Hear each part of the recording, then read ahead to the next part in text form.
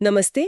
स्नीजी surgeon की तरफ से बेली एंड लव से जुड़ी इस चर्चा में आपका स्वागत है। नमस्ते। आज हम बात करेंगे ब्रेस्ट कैंसर की प्रोग्नोसिस पर, मतलब इसके ठीक होने की संभावनाओं पर क्या चीजें असर डालती हैं। हाँ, और एक सर्जन के तौर पर ये समझना बहुत जरूरी है। इसी से तो मरीज का सही इलाज और फॉलोअप प्लान बनता है। तो चलिए विस्तार से समझते हैं। बिल्कुल। सबसे पहले बीमारी से जुड़े फैक्टर्स को देखते हैं। इसमें ट्यूमर की अपनी विशेषताएं आती हैं। जैसे कि जैसे ट्यूमर का साइज कितना है, स्टेज कौन सी है, और ट्यूमर का ग्रेड क्या है। ये सब सीधे तौर पर प्रोग्नोसिस से जुड़े हैं। और हिस्टोपैथोलॉजी, मतलब ट्यूमर किस तरह का है, इसका भी फर्क पड़ता है। मैंने सुना है कुछ प्रकार जैसे मेटाप्लास्टिक कार्सिनोमा ज्यादा तेजी से बढ़ते हैं। हाँ, बिल्कुल सही। हिस्टोपैथोलॉजी टाइप महत्वपूर्ण है। मेटाप्लास्टिक कार्सिनोमा एक उदाहरण है जो अक्सर ज्यादा अग्रेसिव होता है। अच्छा। इसके अलावा लिम्फोवास्कुलर आक्रमण यानी एलवीआई है या नहीं, मतलब कैंसर सेल्स लिम्फ या ब्लड वेसल्स में गई हैं या नहीं। हाँ, एलवीआई अगर वो पॉजिटिव है तो। अगर एलवीआई मौजूद है तो वो बेहतर प्रोग्नोसिस का संकेत नहीं माना जाता। और अगर ट्यूमर में डीसीआईएस का हिस्सा ज्यादा हो, एक्सटेंसिव डीसीआईएस कंपोनेंट जिसे कहते हैं। हाँ, उसका भी प्रोग्नोसिस पर असर पड़ सकता है। अब आते हैं बायोलॉजिकल मार्कर्स पर। यहाँ एक्सिलरी लिम्फ नोड स्टेटस शायद सबसे महत्वपूर्ण प्रोग्नोस्टिक फैक्टर है। यानी बगल की गांठों में कैंसर फैला है या नहीं, और इसके अलावा कौन से मार्कर्स अहम हैं? HER2 न्यू रिसेप्टर स्टेटस, वो पॉजिटिव है या नेगेटिव, ये बहुत मायने रखता है। ठीक है। और इसी तरह ट्रिपल नेगेटिव ब्रेस्ट कैंसर यानी TNBC, ये भी प्रोग्नोसिस को थोड़ा मुश्किल बनाता है। टीएनबीसी मतलब जिसमें एस्ट्रोजन, प्रोजेस्टेरॉन और हर2 तीनों रिसेप्टर नेगेटिव होते हैं। एग्जैक्टली। इसमें टारगेटेड थेरेपी के विकल्प कम हो जाते हैं।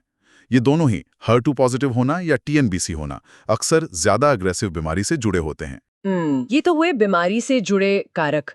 अब जरा मरीज से जुड़े फैक्टर्स पर बात करते हैं, जैसे उम्र या जेनेटिक्स। हाँ, आमतौर पर अगर कम उम्र में ब्रेस्ट कैंसर होता है या मरीज प्रीमेनोपॉजल है तो प्रोग्नोसिस थोड़ी खराब मानी जा सकती है। और जेनेटिक फैक्टर्स जैसे बीआरसीए म्यूटेशंस। बिल्कुल। BRCA जीन म्यूटेशन होना या परिवार में ब्रेस्ट कैंसर की स्ट्रॉन्ग हिस्ट्री होना, ये भी प्रोग्नोसिस को प्रभावित कर सकता है। और अगर किसी को पहले ब्रेस्ट कैंसर हो चुका हो। हाँ, पहले ब्रेस्ट कैंसर हो चुका होना भी एक रिस्क फैक्टर है दोबारा होने का, और प्रोग्नोसिस पर असर डाल सकता है। जीवन शैली के बारे में क्या, जैसे मोटापा या फिजिकल एक्टिविटी? देखिए, मोटापा और कम शारीरिक गतिविधि का कुछ हद तक असर हो सकता है, लेकिन शायद सबसे जरूरी है इलाज का कंप्लायंस। मतलब इलाज पूरा करना। हाँ, अगर मरीज किसी भी वजह से सुझाया गया इलाज, चाहे वो कीमो हो, रेडियोथेरेपी हो या हार्मोनल थेरेपी, उसे पूरा नहीं कर पाता तो नतीजों पर सीधा नेगेटिव असर पड़ता है। इतने सारे फैक्टर्स हैं, किसी एक मरीज के लिए सटीक प्रोग्नोसिस बताना तो काफी मुश्किल हो जाता होगा। कोई स्टैंडर्डाइज तरीका है इसे आंकने का? हाँ, बिल्कुल। इसी के लिए नॉटिंगम प्रोग्नोस्टिक इंडेक्स यानी NPI इस्तेमाल होता है। ये सर्जरी के बाद प्रोग्नोसिस को क्वांटिफाई करने का एक स्थापित तरीका है। अच्छा, एनपीआई ये कैसे काम करता है? इसका कोई फॉर्मूला है? हाँ, इसका एक सीधा सा फॉर्मूला है।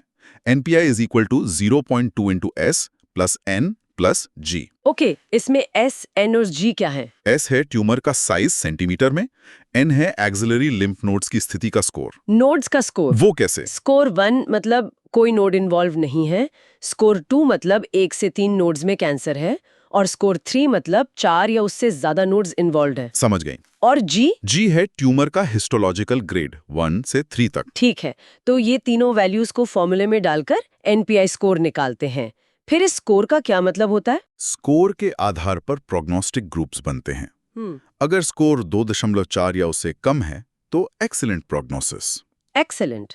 अगर 2.4 से ज्यादा लेकिन 3.4 या उससे कम है तो गुड प्रोग्नोसिस। गुड।